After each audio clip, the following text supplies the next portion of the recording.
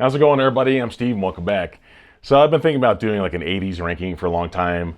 Back in like 89, I was like 16 years old, so the 80s were definitely the prime years as far as me getting into like hard rock and metal. And I thought basically I wanted to include just stuff I have on CD, not like anything that I have like best of collections of, because I like the band Wasp. I have like a best of collection. I always thought I had the tape, the debut album on tape, and I looked through my audio cassettes. I still have a lot of them, and I thought I had that one. I actually have like the third, fourth, and fifth albums on tape, but never had the debut because if you remember back in the day, if you had friends that had like had the actual tape, and they had like a dual cassette deck, they would record them for you, and that's what I still have. And I always thought I had the debut, but it was actually just like a copy of it. And like bands like Cinderella have their best of instead of night songs. I used to have that on like one of their really early CDs that really sounded really terrible. When I upgraded it to the best of, it had like the four big songs from the debut album. Like Twisted Sister, I have like Stay Hungry, but I never had I actually never owned the I think Under the Blade. I think maybe the debut. Never actually owned that one. A band like Tesla, I really like Mechanical Resonance. But I think kind of really got into like the second and third album from the band more than the debut. So I didn't include that one. But as far as this list, this is not like necessarily the best albums overall. They're best ones for me, but I don't think everybody else would agree that they're necessarily the best albums from the 80s. But I think I have some really great ones on here. So really excited to show what I have here. So before we get started, basically these are not like these are ranked, but they're not necessarily like the best albums necessarily from the 80s. I think a lot of people can kind of argue the order of these. Please leave in the comments, let me know how you would rank their top 10, because I'm sure your list is not going to be like mine, which is there's really no wrong answers here at all. But these are like, if you saw my description, I said like best hard rock, punk, and metal bands, and this is like the listing is like, I'd say like the 10 to 1 or like, the ones that are higher, I'd say like the bands that had like the most impact on me. Okay, so this first one here is actually one, like I said, that's stuff I was listening to back then, debut albums. This first band is actually one that they started off as like a hardcore punk band, and later they became like a metal band. But this one's from 1983. I'm not going to say necessarily the name of the band because YouTube maybe actually get upset with me if I do that. But I'm just going to give the initials of the band. But it's called ST. This one's from 1983. It's from producer Glenn Friedman, and it's a solid album here. It's so some of these titles here: "You'll Be Sorry," "Two-Sided Politics," "I Shot the Devil," "Institutionalized." Have you ever seen that video? It has Tom Araya and Kerry King from Slayer actually in the video. Just some great stuff. "Possessed," "I Saw Your Mommy," a great song, "Fascist Pig," that kind of stuff. I Want More. Some great stuff here, but this one's like I said, this band, like 4 years later, they had an album called "Join the Army," which they became more of a metal band back then. Now, a lot of people would argue like in 1983 was like the last like true year for punk. Definitely people can argue that. All right, so at number 9, you'll see on my list a lot of bands that were kind of influenced by punk. And the lead singer from this band was actually in a punk band that started like in the late 70s. Really saw it though. This one's from 1988. It's from producer Rick Rubin, and the band is Danzig. I really like the first four albums from Danzig are really great. It has this original lineup. It has a Glenn Danzig, Eerie Von, John Christ, Chuck Biscuits. A lot of these guys were kind of in punk bands before, and then went on to do stuff just like metal related, really a lot heavier. Some really great titles on this album: "Twist of Cain," "Now This World," "She Rides," "Am I Demon," the breakthrough hit "Mother." End of Time, Evil Thing, The Hunter, some really good stuff, Possession, some really great stuff on this. But I think I listened to this album a lot back then. The album cover, I love the artwork here, what they had on Danzig, some really great stuff. But that's what I have at number 9. All right, so number 8, this one's from 1989. It's from producer Michael Wagner, and I'm talking about Skid Row. This band's really best known from Sebastian Bach. After he left the band, they really dropped off the face of the earth. I think they're like a New Jersey band, but obviously Dave Sable and Rachel Bowen are in this band as well. But this one's I really like the songs on this though. I'm talking about like the first 2 albums from this band's really great. The third album, like I said, kind of different, but this one's Big Guns, Sweet Little Sister. It has A Piece of Me, 18 in Life, Rattlesnake Shake. I think Motley Crue had a song with that same title in '89. Youth Gone Wild is really a solid song. I Remember You, some really great stuff on this. But to me, I was really listening to this band a lot back then. All right, so number 7, I think a lot of people would say they really like the first 2 albums from this band. And I probably like a lot of stuff from the 80s, but after that, it kind of dropped off a lot. But this one's from 1981, and I'm talking about Motley Crue's Too Fast for Love. So, and this, Motley Crue's listed as a producer on this. I know that the late Roy Thomas Baker actually did like the remix, or kind of supervised the remix for this. Kind of a shaky what he did exactly. I don't know. Let me know in the comments what you think of it. I think this one sounds really great. So I think he had some kind of impact on this as far as how the way it sounds. But this has some solid songs on it: Live Wire, Public Enemy #1, Take Me to the Top, Merry Go Round, Piece of Your Action, Starry Eyes, Stick to Your Guns, Come On and Dance, the song Too Fast for Love, On with the Show. Some really great stuff on this. Like I said, this band was really great back then. I think a lot of people would say they were really heavy back then. Obviously, Vince Neil, Mick Mars, Nikki Sixx, Tommy Lee. All right, so number 6 from 1983. This one actually the singer is actually the producer. He was in 2 really big bands before this, but I'm talking about Dio, Holy Diver.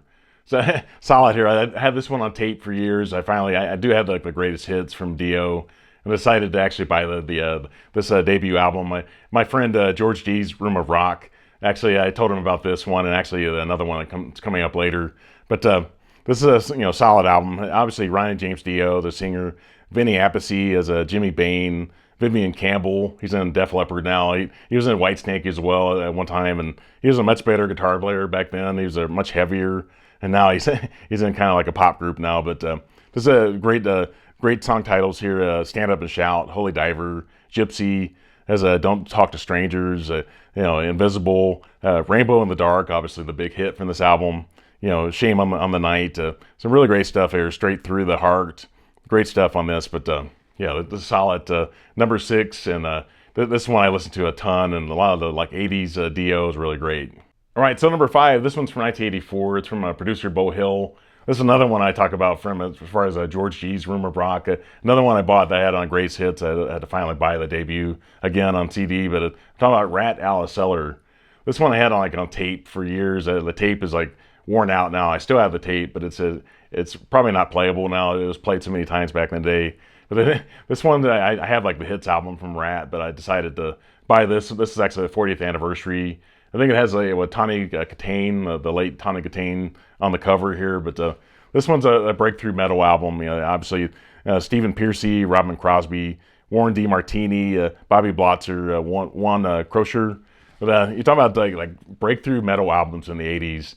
This one and Quiet Riot's Mental Health, and talking about Twisted Sisters, Stay Hungry. Those weren't debut albums from those bands, but those were the breakthrough albums that, as far as it brought attention to LA metal, or what people call glam metal.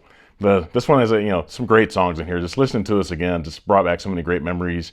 Obviously, it has, the hit songs, Wanted Man, You're in Trouble, Round and Round. That song got played a ton on MTV back in the day. In Your Direction, She Wants Money, Lack of Communication, Back for More, The Morning After, I'm Insane, Scene of the Crime. Just some really great stuff on here. So I had to include this one. Probably should have put it a little bit higher, but this is a great 80s album. Okay, so number 4, this one might be kind of controversial in some ways. I'm talking about great debut albums here, and this one has to be in that list as far as stuff I listen to a ton. But this one's from 1987 from producer Mike Klink, and I'm talking about Appetite for Destruction, Guns N' Roses. This band is definitely influenced by punk. They definitely act like that too. They kind of fizzled out in the early 90s, unfortunately, because of the lead singer. But the lead singer's from Lafayette, Indiana, so he's kind of representing my state here. But Axl Rose, Slash, Izzy Stradlin, Duff McKagan, Steven Adler, great lineup at the time. It's a kind of a shame that the band didn't go on to make 10 great albums, that kind of thing. It's because the singer is just a perfectionist. And I saw Axl Rose back in 1993. He was horrible back then to the crowd, and I think he was drunk and he was late, all that stuff. And then I saw him again 3 or 4 years ago, and he showed up on time. He was professional. Going from 1 to 12, and there's so many great stuff on this. Welcome to the Jungle, obviously, was a great hit off of this. It's So Easy, Night Train, Out to Get Me, Mr. Brownstone, Paradise City, My Michelle, Think About You, Sweet Child of Mine's really a big hit. You're Crazy, Anything Goes, Rocket Queen, just some great stuff on here. So I had to include this. Okay, so the top three here, you're going to see some really iconic bands here. I had to put these ones at the top here, but number three, this one's another band that's kind of influenced by punk. Lead singer passed away not too long ago, but it's from 1980. The producer is Will Malone, and I'm talking about Iron Maiden. You know, solid. Like I said, Paul Di'Anno passed away recently. He was definitely like a punk. You know, as far as he would fit in with like the punk crowd. I think Iron Maiden, I think, kind of fit in with that kind of crowd. But Dave Murray, obviously, he's been Iron Maiden from the beginning. Steve Harris, founder of Iron Maiden, solid bass player. Clyde Burr, I think he passed away. Exactly when, but he passed away a while back. Dennis Stratton, so great though. I think as far as the songs on this here, I think there's so many iconic songs. Prowler, Remember Tomorrow, Running Free, Phantom of the Opera, Transylvania, Strange World, Charlotte the Harlot, the song Iron Maiden. Solid, just 8 songs here, but so solid. And I think I probably like Killers a little bit more than this one, but we're talking about debut albums here in this one. So this one's solid. Shows Eddie in the cover. All right, so number 2, this is probably like the biggest metal band in the world right now. This band's been around for like 40 years, so they're all millionaires now. But this one's from 1983. I think all the stuff from the 80s from this band are really solid. This one's from producer Paul Curcio, and I'm talking about Kill 'Em All from Metallica. It's solid here. I love this lineup at the time. Obviously, James Hetfield is probably one of the best. He's not like the most amazing singer in the world, but he's probably the best rhythm guitar player ever, I think. Maybe Tony Iommi, he did like lead and rhythm, but James Hetfield's really like just a rhythm guitar player. Really solid riffs, really great intros to songs. Obviously, as Lars Ulrich, the late Cliff Burton, Kirk Hammett, obviously he replaced Dave Mustaine. So as far as the tracks on this, they're probably still a lot of the classics from this band, stuff they still play live sometimes now. You see Metallica now, they change their set list all the time, but obviously as it Hit the Lights, The Four Horsemen, Motor Breath, Jump in the Fire, Anesthesia, Pulling Teeth, Whiplash, Phantom Lord, No Remorse, Seek and Destroy, Metal Militia, just solid songs here, obviously. Just a solid band, and I think a classic album. Okay, so number 1, I had to put this guy here. Came from a great metal band before this. He's a lead singer. I didn't realize that this album's actually produced by the band. It came from 1980, and I'm talking about Blizzard of Oz from Ozzy. A solid band. I realized some of these guys actually passed away now, but obviously you got Ozzy Osbourne, you've got Randy Rhoads, who passed away, unfortunately. Bob Daisley, Lee Kerslake, Don Airey. Apparently he's still alive. He's the guy that play keyboards. This is a solid album, though. It's some great songs here. I Don't Know, Crazy Train, Goodbye to the Romance, D, the instrumental from Randy Rhoads. I'm not even going to say the song title, the 5th one here, Mr. Crawley, No Bone Movies, Revelation, Mother Earth, Steal Away the Night. Some great stuff here, though. This stuff I listened to a lot. I actually had this one on vinyl originally, and I bought it on tape. Then I bought it on CD. This is actually the one that's actually like the original mix. Before they, I think Sharon Osbourne had gone in and taken out the bass and the drums, and this one has like the original recording. So I was glad I traded in the other CD. That was like the remastered one. Decided to get this one instead, and so this one sounds better than the other one did. So solid debut. Okay, everybody, so I really appreciate you watching this video. Like I said, please don't take this personally as far as the way I've got it listed, because like I said, this stuff I was listening to back then. Obviously, I left out like Megadeth, their debut. Left out some other really great stuff like Anthrax. Some really great bands back then, Slayer, some stuff like that. But like I said, this is just my list, just my top 10. But please, if you're not already subscribed to my channel, please consider doing that. Please put a thumbs up on this video, and everybody have a great one.